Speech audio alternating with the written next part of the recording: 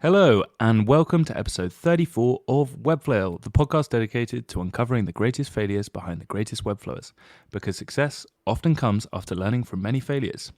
I'm your host, Jack, a failure connoisseur, and today my guest is Diego Toda De Oliveira. He is a brand designer and Webflow developer based in Brazil, and he's been building websites for more than 10 years, but he's probably best known for his use of motion in his websites.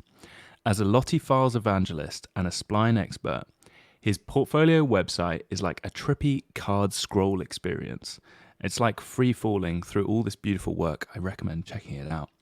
He was recently an ADP list mentor, and he's also a very active member of Flow Party, often on live streams helping webflowers about pricing, portfolio creation, and he also helps create the Flow Party website. So go check that out too. Diego, é prazer falar com você hoje. Thanks. Yeah, thank you for having me here. I hope to be entertaining and have a fun chat. And thanks for your Portuguese. It's fun, it's a fun fact that you study here in Brazil. Yeah, well, I studied for 6 months and I am so rusty, so I thought, why not try a tiny bit of Portuguese? But that will be the last Portuguese of this conversation, I'm afraid, because otherwise this podcast is going to be, well, there's going to be a lot of silence because I probably won't understand what you're saying. So you've been designing and building stuff for 10 years. And I know that, in those 10 years, there's probably been a lot of change for you. You've probably found Webflow in that time and stuff. But can you just take us back to when you knew you wanted to do creative work for a living, essentially? Well, probably since I was born, because I loved the creative side of things since I was a kid. When I was young, I draw a lot. I loved drawing stuff like characters from games, from movies, from all kind of stuff. So I knew that I wanted to pursue an artistic career at some point. But well, I also had to pay the bills, right? So when I was a teenager and I was having a conversation with my parents, they say, well, why don't you try an advertising career? Because you'll get to work on creative stuff, and at the same time is a good opportunity to make a career, make some money. And I say, well, why not? It looks fun, right? And then I joined advertising college here in Brazil, which was where I actually found my wife, and we spent the whole college together. And then after we graduated from college, instead of following the standard path that everyone goes, looking for a 9 to 5 job on an agency, we just decided, screw it. Let's just try ourselves, our own thing. Let's see what happens, because we always work together as a team. So we decided to just try something. And then we just opened a small agency in Brazil. We still have that small agency, but we don't have any Brazilian clients anymore. But yeah, we started doing some small stuff. I mostly did branding design work, graphic design work, things that scratch the itch of doing creative stuff, like creating good visuals, things that I like to do. But we struggled a lot at the beginning because we were good. I was a good designer, let's say, more or less a good designer. My wife was good with social media stuff, but we're not good at sales. We did an advertising college, but we never actually sold a product. So we struggled a lot at the beginning, and we learned a lot of lessons at that point with the struggles. I had to sell my car to pay the bills because it was really hard. And then I decided to start doing websites because I had fun before doing some small personal websites for personal projects and for their small shops in Brazil. So I decided, why not? Let's see if it paid the bills. And yes, it did. Doing website development and design actually was great for the agency. We started having more clients, we started being more successful. And yeah, and I've been doing that for 10, 11 years since then. Wow. Okay. Hell of a journey. So you were working with your wife, doing this small agency, but I think this is a problem that a lot of webflowers have, or maybe just creative people in general. It's well, one, I think knowing their value, but then also, having a frank conversation about money with someone, and we're so keen to please and so keen to do the creative work that we're just like, okay, we'll do it for this. And then you have overhead costs, software, whatever, and you're kind of screwed. So, what advice, how did you learn sales? Was it just through the job, or, when it came to websites, was it just easier to sell, or kind of how did that process go for you? Well, I learned with the job, like I learned on the hard way, try and error, and then yeah, like people started looking for websites on the agency, and we did our own website. Like spent a lot of time doing the first versions of our own website, and people like it, so that's why they came to us asking for a website. So I learned that well, there are things that I like to do personally as a hobby, maybe there are things that pay the bills. And as a person that like works for myself, like as a freelancer, I had to prioritize things that pays the bills, right? So that's what I did at that point. Like I did whatever I had to do to make money, and it wasn't fun all the time. Like I was a designer first, and then once I started doing websites, I actually turned more into developer than a designer, but it was paying the bills, so it was fine.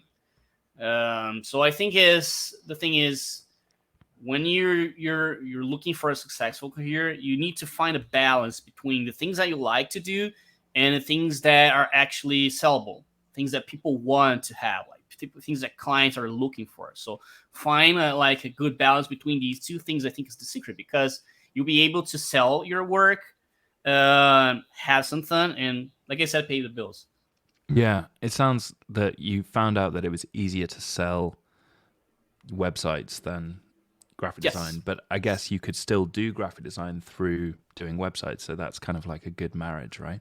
Yeah, exactly. But the fun fact is that once I started doing websites, like I said, I did more websites as a developer than actually designing things. So while I was here in Brazil, yeah, I was working with clients here in Brazil, I was doing some design work and development, but development took more of my time than design itself. And at some point, I started working with clients outside Brazil. Started doing some WordPress projects for clients, like building some plugins and etc. But at some point, I was doing 100% development work. I was like a full stack WordPress developer and was doing zero design work, which was the other side of things, right? At the beginning of my career, I was doing like fun stuff, but it wasn't paying the bills.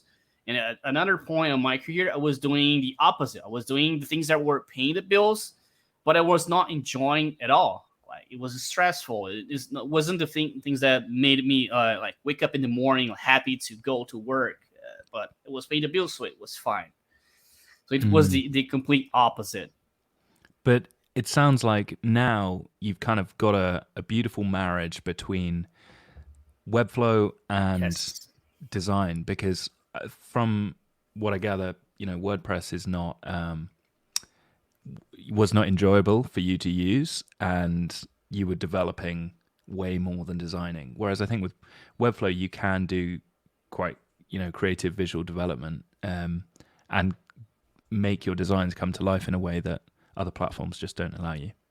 Yeah, exactly. So that's the beauty of Webflow for me, and that's why I decided to restart my career, because I would say like a year and a half from now. Yeah, back in a year from now, I was, like I said, doing just full stack WordPress development for basically one client. Yes, I was acting as a freelancer, but I was mostly a full time employee for this client, because he was paying like 100% of my bills, which was not great. The client was not great. The project was not great at all. I was on the edge of the burnout. That's when I found about Webflow. I actually found about it through a guy that everyone that talks to me, I always talk about this guy, João Paulo GP. He's also Brazilian, and he's a former brand designer at Webflow.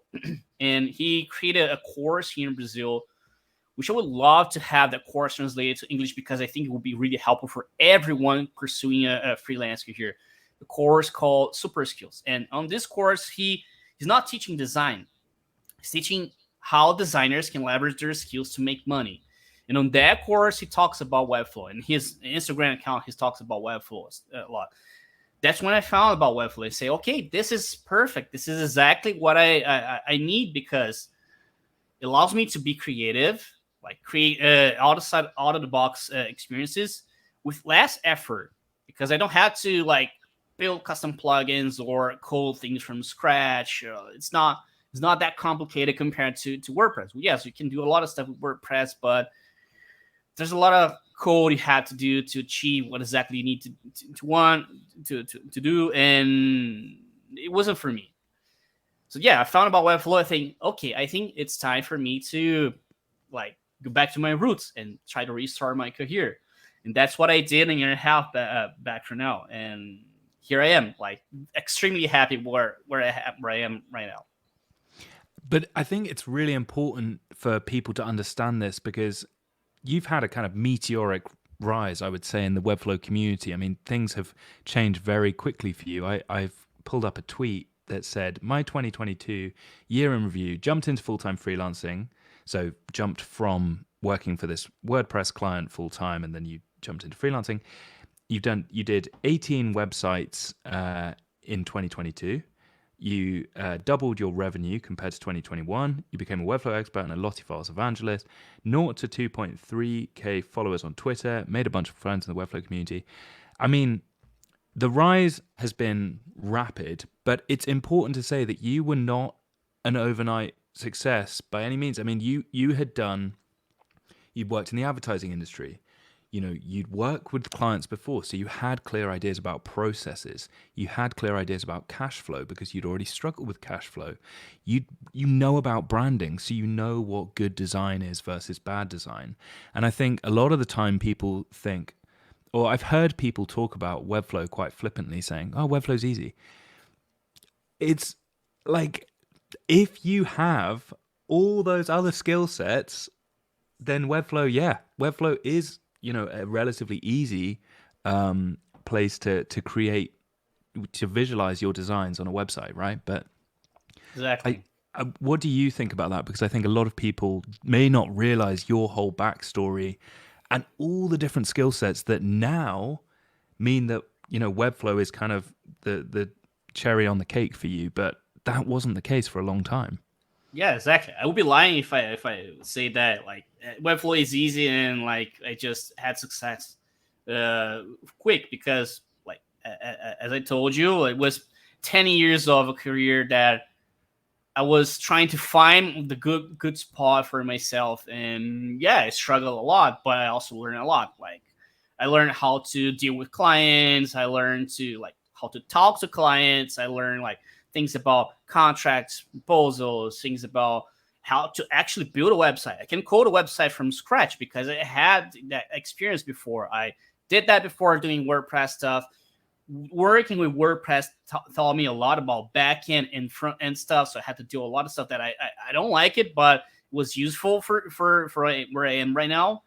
And yeah, the whole experience allowed me to pick up Webflow pretty quickly and start doing some cool stuff. So yes, I had some previous experience before for that. It wasn't like an instant success. Like Yeah. it took time. It took time for me to get here. The thing that flipped the switch was changing the mindset of my career and finding Webflow and finding the good spot between the things that I like to do and things that client really wants to see. So that's how I got here. I just think that's important to highlight because, a lot of people talk about Webflow being easy and whatever. It's like, no. Like, I mean, the fundamentals of Webflow can be learned from Webflow University, but that does not mean that you'll be able to just create a beautiful website. I mean, there's a lot of different skill sets that come into making a beautiful website, and also then selling that beautiful website to clients, or that work that you can do. Very different skill sets that are actually I think, quite a big gulf between what people think it's going to be like being a Webflow freelancer and what it actually is. So just wanted to highlight that there. And can you tell us a little bit about motion? Because you are one of, I would say, pushing the boundaries of what can be done with Webflow, integrating with other tools. A lot of people say, oh, you can do animations in Webflow and stuff. Of course you can, but you use a lot of different tools that I think maybe not all Webflowers use, but they could. So can you tell us a little bit about that? Yeah, well, like you said, Webflow has motion capabilities, right? That's what I tried to explore when I decided to move to Webflow. When I decided to restart my career, I learning on that course from JP Super Skills course. He talks a lot about personal branding. So you need to find a good skill set that combined together creates like a, let's say, makes you create your own market, like going not having to compete with other people. So I thought that motion, like creating engaging experiences through motion, would be like the ideal scenario for that, because like doing good design is okay, like doing website work is okay, but then like adding motion, the emotional element to that experience, like takes to the other level, and clients love that. I know because like I've been selling websites exactly for that for quite some time.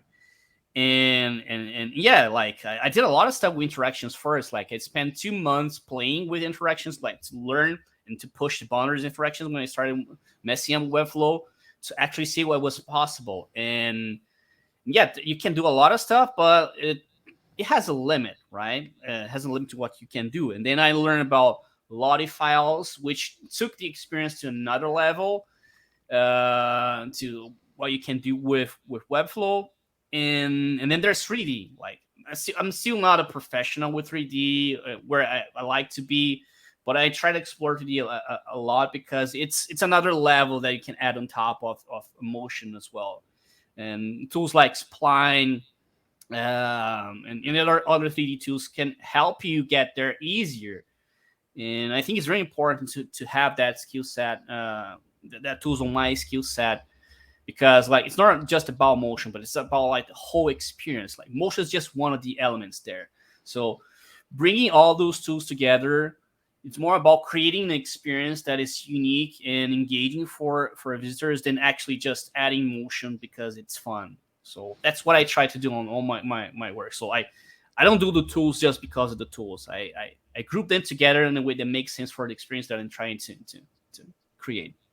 And that's another really important point as well. I think that just having animation for animation's sake can completely turn off a user from using the site, and they might just be like, "Oh, I can't be bothered. Like, I'm gonna have an epileptic fit as I scroll through this." Versus, this motion is here because I want people to feel a certain way, or to envisage something that they wouldn't envisage without that motion. Yeah, exactly. Like you need to tell a story. Like the motion has to. I always say that motion needs to have a purpose. It's just like not, and you don't have to animate because you want or because it's fun. It needs to make sense for the story you're telling. So that's how you create an engaging experience. It's leveraging motion to tell a story, and not just because it's fun. Boom! There's the soundbite right there. Um, Love that insight there, Diego. And so, I mean, in terms of where people might start, if they were like, I love Diego's style, I need to think more carefully about my personal brand. And maybe, if motion is what I really enjoy, then maybe I can attract clients to create those types of websites for them. How would they go about starting that process? Should they jump into Spline, or kind of where would you recommend starting if they were like, oh, I love Diego's style. How do I kind of do more of that in my own personal branding? Well, I wouldn't jump into other tools at first. I would try to explore as much as you can what you can do with Webflow interactions, because you can do a lot of stuff there. But more than that, more than tools, I think you need to understand like what I said, like designing with purpose and designing motion with purpose. Like I didn't have a course about that, but like I do consume daily like inspiration material, like not just like our winnings website and that kind of stuff that always had animations, but I consume a lot of work. A lot of information material, like about design in general, about animation. So I try to keep my mind open for everything, not just motion, but about telling stories. So, like I said, if you want to get good at that, you need to design with purpose. Your motion has to have a purpose. You need to tell a story. So I would spend time looking for inspiration outside of like awards and all those website galleries, and trying to look for inspiration in different places, and try to think design and motion with purpose, and then exploring Webflow first, because you can do a lot of stuff with Webflow. Like a lot of my websites, it's just using Webflow in general for animations and interactions. And then once you comfortable with that, then you start exploring the capabilities of other tools like Lottie or Rive or Spline or whatever. Awesome. Okay, then. So what you're saying is look at things that, emotionally excite you, and then maybe think about, like, why is that exciting me? Like, why does the motion work in this instance? Or why do I want to keep scrolling on this website? Or, what transition, if you're watching a film or something, maybe, like, why does that work so well in the context of what I'm watching? And then you can kind of pick up traits and patterns that potentially you can bring into your own work. And Exactly. instead of jumping straight into other tools, what you're saying is actually using the native Webflow interactions to start makes a lot of sense, because Exactly. they're already inside the tool. You don't need to learn a new tool necessarily.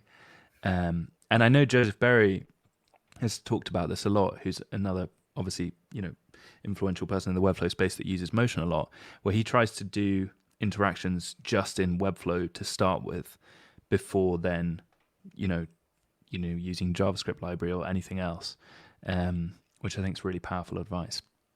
Yeah, exactly. Like I talked to Joseph before. I had the opportunity to work with him with the Flow Party website, as you've seen. And yeah, I think he's completely right. Like he have flow interactions out of the box inside Webflow, like without having to touch a single line of code. So start there, because like not everyone is comfortable coding stuff. Like I am. I know how to use like GSAP or other tools if I have to, but I avoid that as much as I can, because well, you have the flow interactions right there. You can do a lot of stuff there. So why not? Right? Start with the basics. Start with the tools you have in hand right there, without having to touch a line of code. It's straightforward. Do the basics well. Good stuff. Yes. So let's jump into your failures then. Tell me about failure number one: feeling too comfortable. Yeah, well, that's more like a business advice for career in general than related to design. But as I told you before, I was at one point doing fun stuff but not paying the bills, and at another point it was just paying the bills but not doing fun stuff, right? And at that point, my career was comfortable because, well, I was paying the bills, so money was not a problem. Uh, but I was really stressed every day. That was affecting my personal life a lot. I wasn't enjoying the things I was doing before with that previous client, like just doing full stack WordPress development. It wasn't fun, and I was at the edge of the burnout, to be honest. Like it was more, almost like, I don't know, giving up. Like it was hard. It was hard. And then when I met JP and spoke with him and did the course about like being a designer and using your skill set to make money, I realized that if I just being comfortable on where I was, it wouldn't work for me, and I wouldn't keep growing on my career. I wouldn't having fun on my career. I wouldn't find the sweet spot on career where you do fun stuff and not have to worry about money.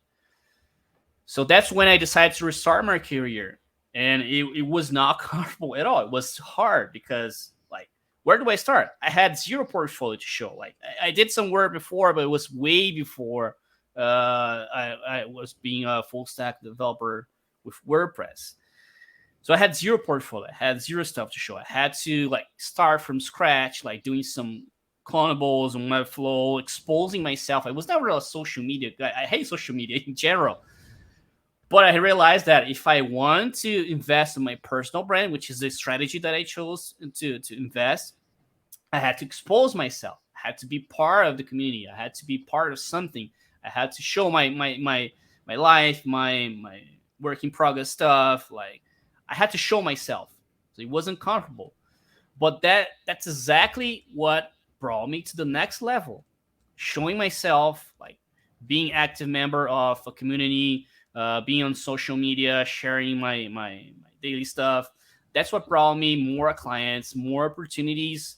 That's what made me meet more people, find different things to do, like grow my skill set, learn new things, and be where I am right now. So that's the thing. Like if you're too comfortable in your life and your career, then you're doing wrong because you only grow when you're uncomfortable. Uncomfortable means that you're in motion, you're moving forward, and that's how you grow. So if you just be comfortable in your career, it means you're stuck and you're not going anywhere. Okay, I'm just gonna play devil's advocate. Say someone is comfortable and they're like, Diego, why do I need to grow? I'm comfortable. I've got to where I wanted to get to. I'm here and I'm here to stay. I'm not going to quit my job. I've got a family. Like, can I just push back on you just to dig into why you think growing is so important? Well, for several things, and not just because of the money, but because of life, right? Okay, if you're comfortable where you are, fine, but at some point you might not be, and but you're just there because you have to pay the bills, because like you don't have to do any effort to make money, etc. But it's not just about money, right?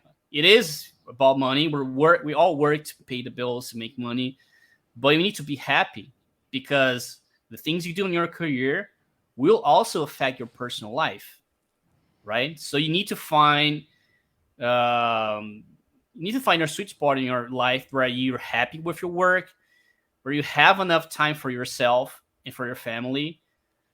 So that's why I think you always need to keep moving, because when you're too comfortable, it means that at some point you might like not like what you're doing because you're doing the same thing every day.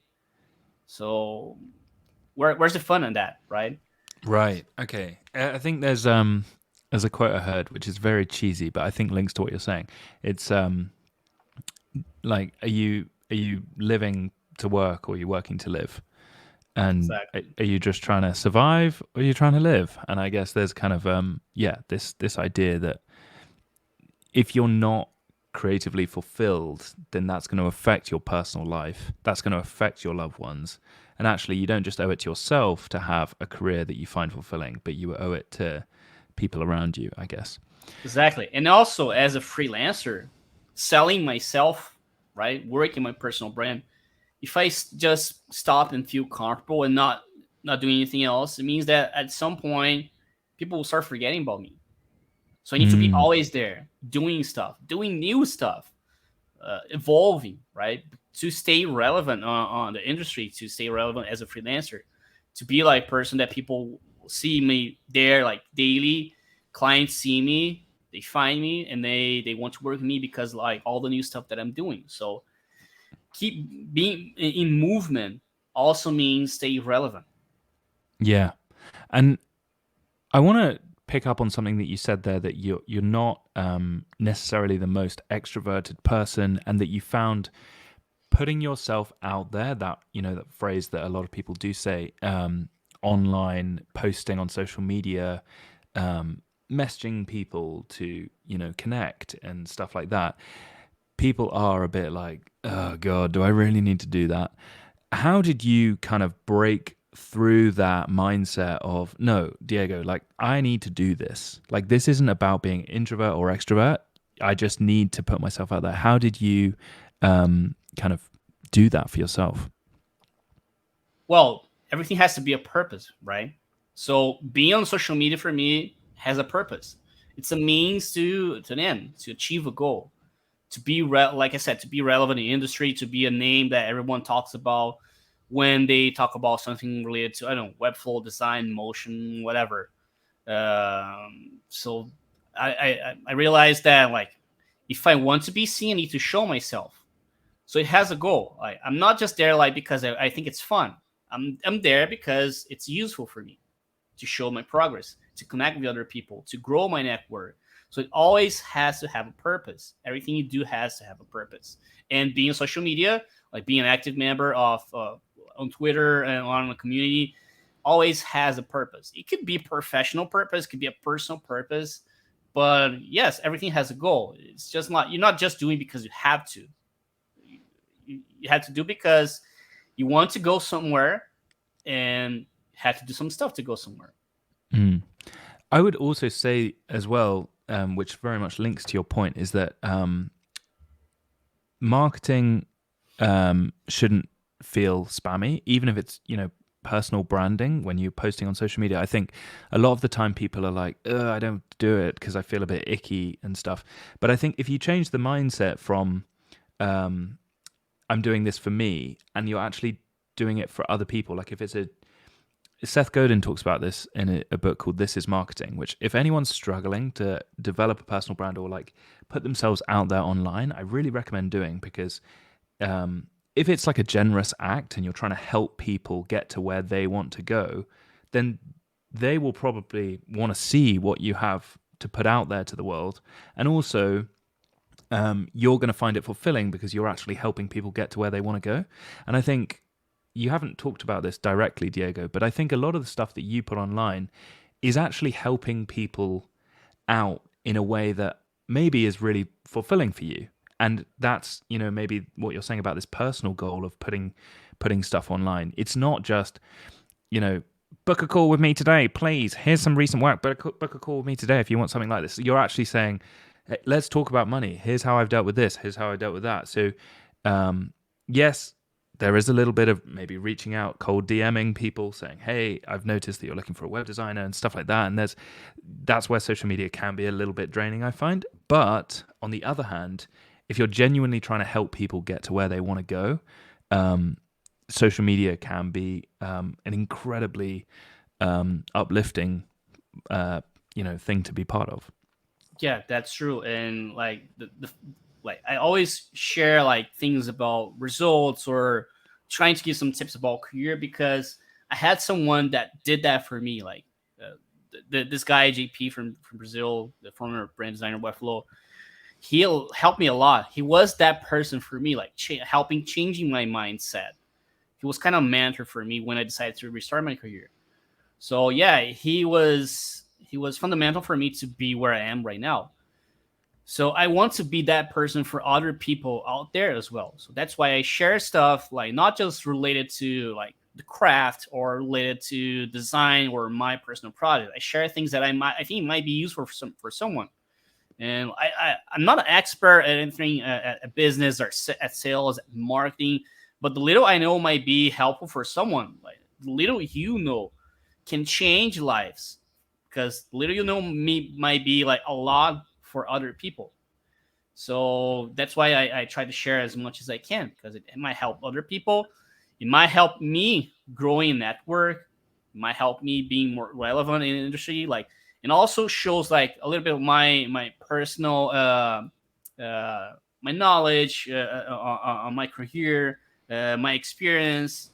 So everything contributes to the personal brand that I'm building. Like it's not just sharing your work, but sharing who you are, where you're at in your career, and what do you know. So that all of that helps you create a solid personal brand, in my opinion. Yeah, definitely. I really think that's worth saying, because a lot of people just post their website and it's like, enjoy or whatever. Just built this, spent 3 months on it. Here's the website link. And it's like, yeah, it's hard to just connect with the work that you've done. But if you combine that with, expressing your opinion and sharing your knowledge, I think that's a really powerful combo. And also that you might think, oh, I'm not where I want to be. I want to be this guy or this girl. But actually, people who are a couple of steps behind you might be like, I want to be like him. He's just that, like, I'm looking at you like you're where I want to be. And you're probably I don't know if this is fair, but maybe you're looking at other people and being like, I'm nobody. I should be here. And actually, we're all playing this weird game where we're trying to move forward and grow, as you talked about. But actually, sharing what you know now is helpful for people depending on their stage of their Webflow journey. Exactly. In the cheesiest phrase that I could have said. Tell me about failure number 2: living in your own bubble for too long. Yes. So okay, 10 years doing websites, but during these 10 years, I was the only designer and at some point the only like developer that I worked with daily. So I was working solo. The only people that I talked to was clients, which is not fun most of the time, right? And it's not easy. Like being a solo freelancer is not easy at all. Like not just because of career stuff and professional stuff, but for personal stuff as well. People are social animals. We're social animals, right? Humans are social animals. Mm. So we need to live in a society. We need to interact with other people. Like that's part of what makes us uh, humans, and that's what makes us like be happy in general. Like if you live alone, it's not easy. What if you have to talk to someone about something stressful? Okay, I have my family, I have my wife, but she's not at the same like uh, at the same stuff that I do. She's more like a social media person. She likes photography. Okay, that's good, but she's not a designer. She's not a developer. So, like, what if I want to talk about design? What if I want to talk about something fun that I see the other day and how to build that? Like, just have a conversation around things that I like to do. I had anyone for that. That's when I started being more social, active on Twitter, whatever. That's when I found a community. For me, it was the full party community, and I think it was the best decision in my life to actually join community, being an active member there. Like because like it's like a group of friends. Like it's people that have the same taste as me, like the same things as me. They are curious. They like love design. They love to learn new things. They like to have fun, and I think that being part of that community helped me a lot personally, not only professionally but also personally, because like I had someone else to talk to about anything. Like I made good friends there. Like, and I think it's fundamental for me. It was fundamental for me to be happy in general in my career, because I'm not feeling alone anymore because I spend my whole day, like more than 8 hours a day, on this small office that I'm at right now with no one else here, and it's hard. But I don't feel alone anymore. I was feeling really alone before, but I don't feel alone anymore because I have a group of people that I can just talk to anything, have fun. I have friends. I can just jump on a call with someone and just chat about random stuff. That makes they make my life better for sure. So stay in your own bubble is a mistake because we always have to talk to someone about something. Being like just talking about something stressful you had on your day, or like I don't know, trying to talking about something fun that you have, but you want to share that with someone else, something you saw or something you've done or you're trying to do. Just like having a conversation with someone that is on the same Wavelength. area. Yes, exactly the same wavelength.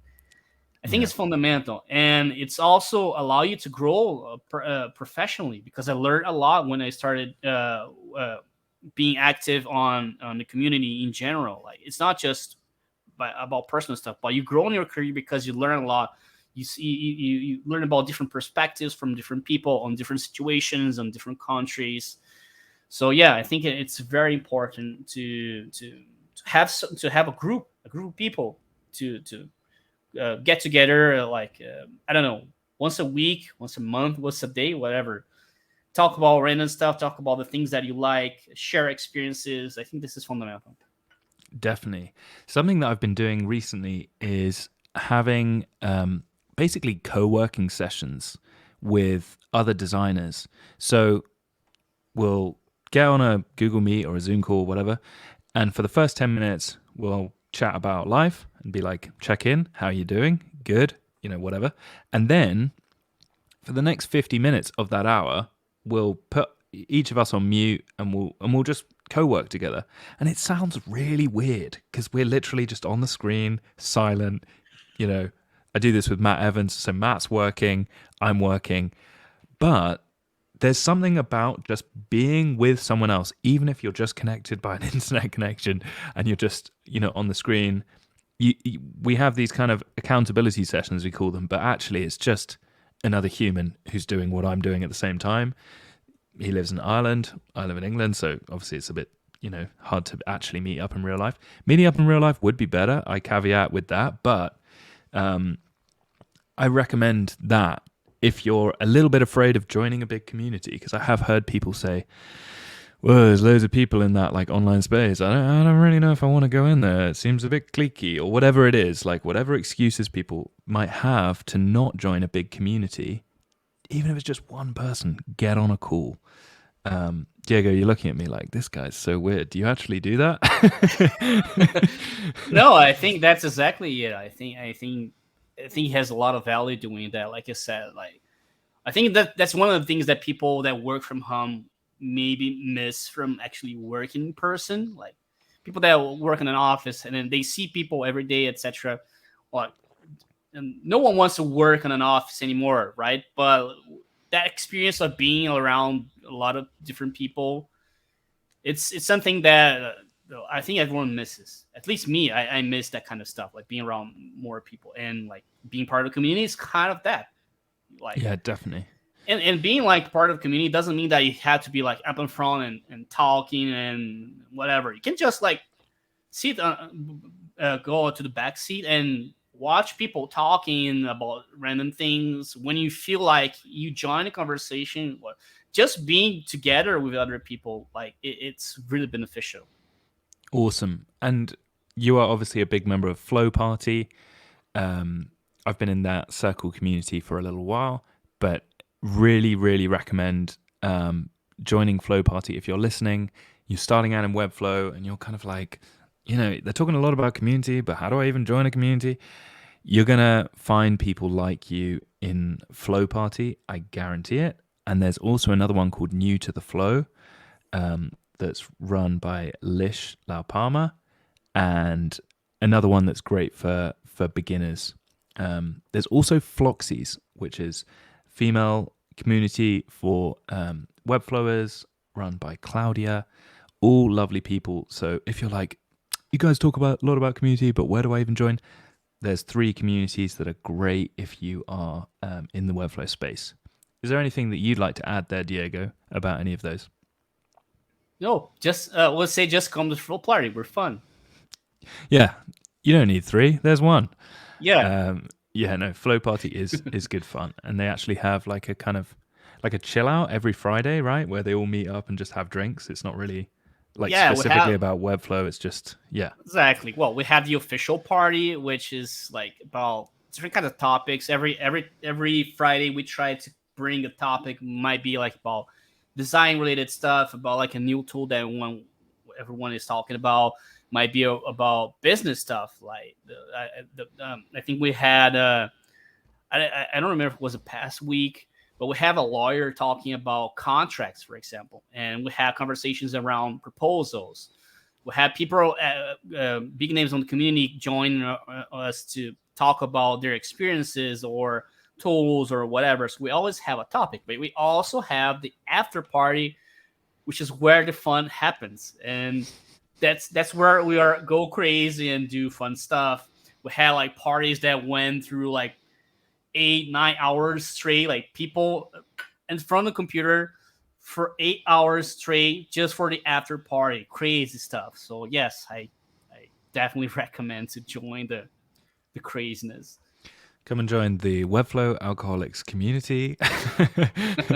If you want to see Diego twerking, that is the place to go.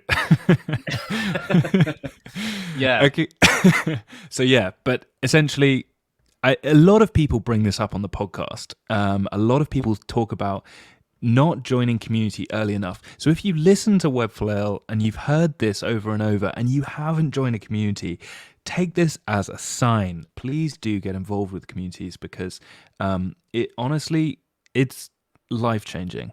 I know that Just do sounds, it. yeah, I know that sounds the weirdest thing to say, but it's getting emotional just talking about it. There's so many amazing people to meet, and it literally just they're free. Get involved if you are in the Webflow space at whatever stage, but especially if you're at the start and maybe looking for some support, advice, even mentorship. Okay, tell me about failure number 3: seeking perfection instead of accomplishment. Well, everyone that knows me on the flow party, there's something that I always tell them. It's not my phrase, my sentence, but I always tell them that done is better than perfect, and I learned that like through my career and with experience in doing stuff. A great example is my own portfolio. Like at some point, like last year, I was doing some work, and I needed to have a portfolio for several reasons. So I sit and I thought, okay, I'll create an amazing portfolio that shows all my skills, and like I'll flex as much as I can. I'll do like amazing stuff on an award-winning website. And I struggled 3 months trying to do that, like coming with the perfect design with all kinds of different crazy interactions, trying to implement 3D, trying to learn how to include 3D on the way. And I was nowhere near the end of that project, and was spending too much time on things that didn't matter on a portfolio itself, which is like not spending too much time on showing the work. And then at some point I think, okay, that's enough. I will never have a portfolio if I keep trying to seek perfection. I just need something done that show my work. And then that was like a shift on my mindset about doing stuff. And then I did my current portfolio in 3 days. I had 3 days to design. I just sit down and say, okay, enough of this version. I'm gonna do a new version. I'm gonna design and build this until Friday. Was Tuesday, Wednesday? I don't know. And then I spent 3 days designing and building my current web portfolio. And bam, it was done, and it was better than I was expecting. And like a lot of people come to me and say, "Oh, your portfolio is amazing. It's amazing." Clients, other freelancers, and I just did that in 3 days because I focus on getting it done instead of trying to make it perfect. I award-winning website. It's just like a simple portfolio, a one-page site that shows my work, which is the most important part of the portfolio, and it gets the job done. And that's what clients look for in general as well. We tend to see perfection, create like the best design ever, create an award-winning website. Clients don't want that. What they want is something that works for them. So most of the time, if you try to seek perfection and create an award-winning website, that might not even work well for the client. All they need is a functional website that looks good. So that's what we need to think about: perfect versus done. Like trying to seek perfection versus trying to seek the completion. Finishing a project, delivering a project that works for the client, which is good enough. You don't have to be perfect all the time. You don't have to design an award-winning website all the time. All you have to do is do something good and sometimes good enough for the client, and that works. That make them happy. That like makes you grab that paycheck and pay your bills. And that's all about work. Like you're working to pay the bills. You're not working to be like a famous person that only do award-winning websites. Like focus on things that matter. What matters for a client is having a functional website that looks good. And what matters for you is paying the bills, because you're working to pay the bills, not working to be famous. Or well, some people might be working to be famous, but at the end of the day, we have to pay the bills. So that's why you sit on your desk and work and do stuff. So that's what I talk about. Every time I see someone trying to do something crazy and struggling, I just say to them, done is better than perfect. Just do something. Just get it done and move forward. Because if you try to seek perfection, you will never get something done. I see this happening several times, and that's why I always tell people done is better than perfect. Because You need to accomplish that. You need to finish what you're doing and move forward. That's all. That's it. Wow, passionate speech there. So, if you guys are looking for more advice from Diego about this, you've actually got an ADP list hour-long video where you talk about how to create a portfolio website in Webflow. And I had a watch of it in preparation for this video, for this podcast, sorry. And one of the things that you said that I thought was really, really interesting were the 5 things a good portfolio website needs to have. Can we, I'm going to put you on the spot here. Can we go through those 5 things? Or at least the key things that you think, because a lot of people are like, I want this interaction here and I want this and that. And actually, that's not necessarily the most important thing that your portfolio website needs. So can you just talk us through what a good portfolio is? For me, there's one thing you need to do and do really well on your portfolio. Like if you just do this one thing well on your portfolio and forget about the rest, you're good. Which is focusing on showing your work. Your work is what it's going to sell your services. Like if you spend a lot of time designing a crazy website, but you don't do a good job showcasing your work, then it's not going to do the trick for you. If you only do like a blank web page with amazing screenshots of your work, or like really careful on how you present your projects, and then just have like an email and that's it, that's going to work, guaranteed. Because what sells your services is your work. Clients are not on your portfolio to see how you flex. They want to see what you've done before. They want to see like what you're capable of. And if you're aligned with what they're seeking in terms of projects and creativity in general. And the best way you do that is showcasing your best work in the best way possible. The wow factor, it's true for how you show your work. It's all about presentation, right? Like Apple does a great job of presenting their products. Why are you not doing the same for your projects? Because your projects, like showcasing your project itself, like the screenshots you take for your projects, how you present your project, that's your best marketing asset.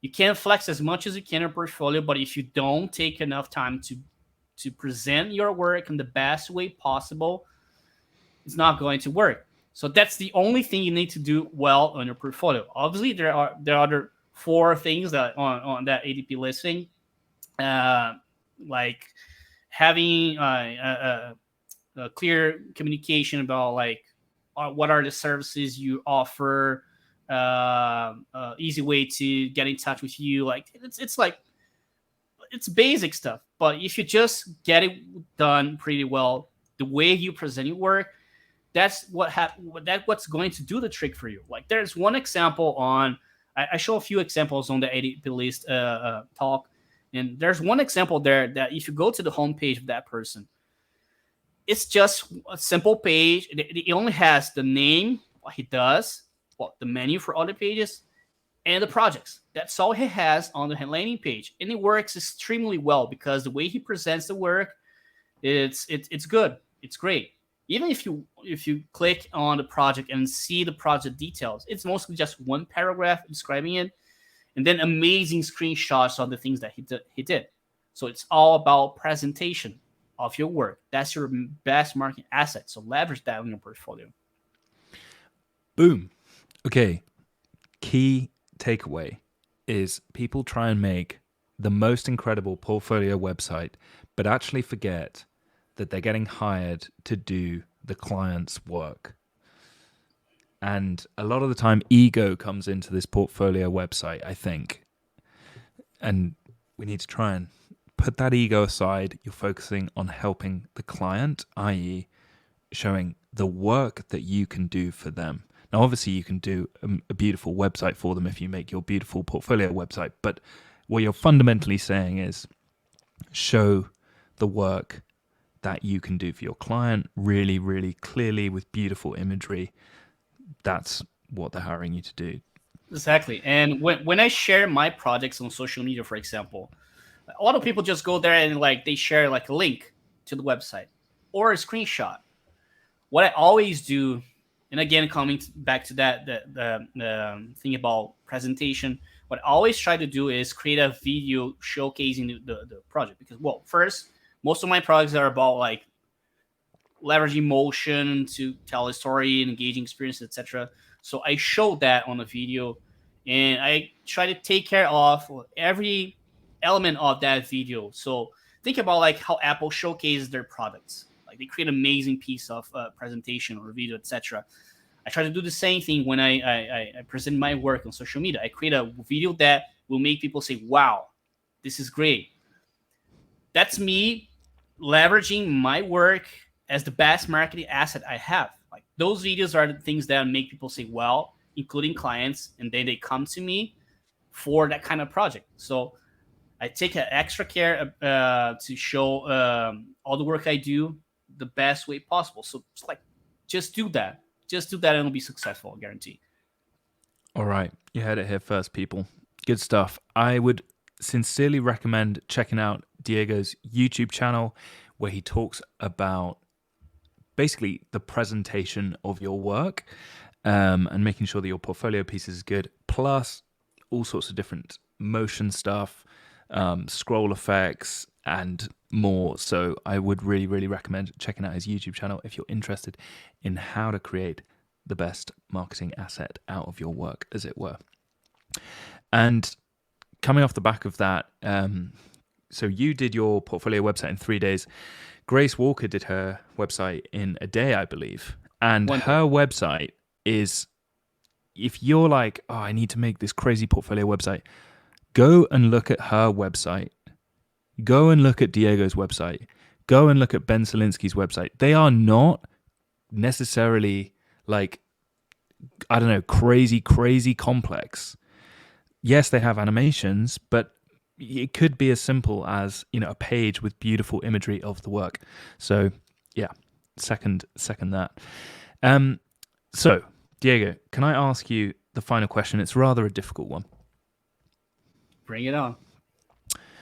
What is your next failure going to be? Yeah, that's a tough question, right? But yeah, we're always failing and learning with failures every day. Right now, one of the things I don't think I'm failing is like, how do I handle too many leads, right? Because at one point, I was struggling to get leads, to get clients, and now like I have several clients reaching out to me, like asking for projects. Like I'm doing 5 projects right now, with 5 more coming in April, and it's too much. So probably my next failure is like how to find balance between work and personal life. I'm already having that failure right now because I'm working a lot more than I was hoping to. One of my goals last year, and it's also a goal this year, is work less and earn more. Right. But yes, I'm earning more, but I'm working more as well. And it's not ideal because most of my time I spend working. I don't want to do that. Like I want to spend more time like doing stuff for me, like learning more stuff, or just spending more time with my family, or taking a day off, or whatever. That's what freelancing is about for me, like having control of your time. But that's extremely difficult. That's one of the biggest challenges as a freelancer. Find a good balance between personal and professional life in a way that you do have control on your time. And I'm still struggling on that. I'm still failing a lot on that, and I'll probably keep failing on that for at least a few years until I find finally the good balance between working less and making enough money to have a good life. Just what the way I'm trying to. So yeah, that's it. That's not the next failure. It's my current failure, and probably the failure I'll keep doing tomorrow. You're currently flailing. Okay. There's a really interesting book that might help you, and anyone else that's listening who's currently in that same situation, called Company of One. Staying Small is the Next Big Thing for Business, by a guy called Paul Jarvis. And it sounds like you might not really have time to read, but Yeah. but maybe as you're on a Figma file, you can listen to the audiobook or something. But the big takeaway that I had from this book that comes back to the problem that you had is that Paul Jarvis talks about working out what is enough for you. Because everyone says, I want more, I want more, I want more money and whatever. But actually, there's a kind of beauty, this spot that you talked about, like a sweet spot between work, that you're growing, that you're earning enough to support you and your family, but you still have family time, friend time, learning time, whatever other time that you want. And he talks about working out what that number is, whether it's I want to earn 100K a year, 200K, whatever it is, and then basically saying no to projects that take him over that limit. And I think that's a really interesting concept because a lot of the time people just say, I want more, I want more, I want more. And they actually don't need more. And what they're saying is, I want to work more a lot of the time. But yeah, anyway, I think that book's quite an interesting concept for you to check out if that helps. But obviously, it's very easy to be like, just read this book, it will sort you out. I'm not saying that. I'm just saying it helped me at least kind of think less about more equals better. Yeah, I'll probably have to take a read because, well, I don't know. Maybe I'm too ambitious. Maybe I just want to get rich. Well, yeah, I do want to get rich. Who doesn't, right? But yeah, like I can't say that the current spot that I am is not comfortable in terms of like money. Like, yes, I'm making some good money. I do have some long-term goals. Like, I want to retire early. I want to go to a spot of my career that I can say, okay, I don't have to do anything else. I have enough money saved for the rest of my life, for my son's college. I paid my house. I'm actually bought my house recently, so congratulations. But I have a big debt right now, so that's why I'm working like crazy. I want to get this house paid as fast as I can, and I just want to have a good life, right? But yes, like you said, at some point, it's enough. What you're doing in terms of money might be good enough. So why keep stressing, like trying to earn more if you already have a good life? So I'm still trying to find that sweet spot between like making enough money to not have to worry about money at all for, I don't know, at least a year or a couple of years. So I'm on that path. I'll promise I'll get better at that. I'll promise I'll stop flailing at some point. Yeah.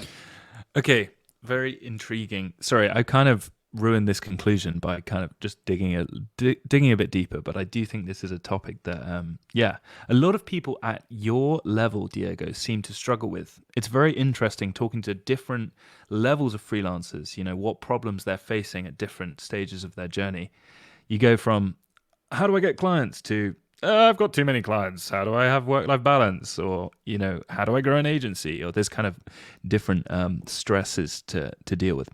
But anyway, Diego, where can people find you if they want to ask you questions about this or YouTube videos that you've put up or anything? Yeah, well, I'm mostly active on Twitter. Like I said, I'm not a social media person, so I found myself on Twitter. So if you want to talk to me, that's where I am. Or obviously the Flow Party. I'm active member there. There's a Slack channel there. So if you join the Flow Party, you join the Slack and you can talk to not just me, but like multiple people that can probably help you on your career and on different kinds of things. So yeah, mostly on these two places. I do have a YouTube channel, like you said. I have a lot of videos there, but I'm planning to do more. But yeah, you can also find me there. Like if you like my videos, like make sure to subscribe because I do plan to add more stuff, not just about design, but about like career and other stuff that might be relevant for you at some point. Please do. I must stress, go follow Diego on YouTube, Twitter. He puts really, really helpful content for anyone that's trying to grow in the Webflow space, and also quite technical videos about making sexy motion websites. So yeah, go check them out. Diego, it's been an honor to have you on the Webflow podcast. Thank you so much. Do you have any final words for anyone who is inspired by you and maybe wants to grow like you have? Yes, 3 words. Just do it. Just do it. I always tell other people that thing as well. Like, just do it, because like a lot of people on their career are like, they struggle to actually do something because they're afraid of failure. They're afraid of like not having the results they're expecting. But like I said, on my first failure, like being too comfortable. Like, if you're comfortable, then you're not progressing. So if you're thinking about doing something but you're afraid of failing, forget about that and just do it, because you will never know if you don't do it. So you have to face it, so you can find if the results you're expecting are going to happen or not. Like, if you fail, whatever happens. We fail all the time, but that's part of the experience. It's part of the of learning. Like, you fail once, then you learn, then you try it again, and then you do better. At some point, things are going to happen to you. I failed for 10 years until I found the sweet spot in my career. Like, until I found things that make me feel fulfilled in my career, that make me feel like have fun daily and make good money. But I had to fail a lot. I had to sell my car. I had to try to fail selling projects multiple times for several years until I got here. But the thing that got me here was actually trying to do something. Like I said, when I graduated from college, instead of like seeking a comfortable job at some agency, me and my wife, we decided to just do our own thing. So we just did it. We failed a lot, and at some point we stopped failing. And yeah, I still fail every day, but I had success on a lot of different stuff. But I only got there by failing. So yes, Webflail is the best place for you to learn about failures and learn that it's okay to fail. Everyone fails. Like you might see like people with huge audience on social media, all those freelancers, like shooting crazy projects, earning awards all the time, but they all fail at some point in their career. Not everyone is perfect. Not everyone is successful all the time. So failing is fine. So just do it and learn by yourself. Thanks, Diego. I'll pay you later. Go fail, kids. If you're not failing, you're not trying hard enough. That wraps up episode 33 with Diego de Oliveira. Thank you so much, Diego, for coming on Webflow. Thanks. Bye.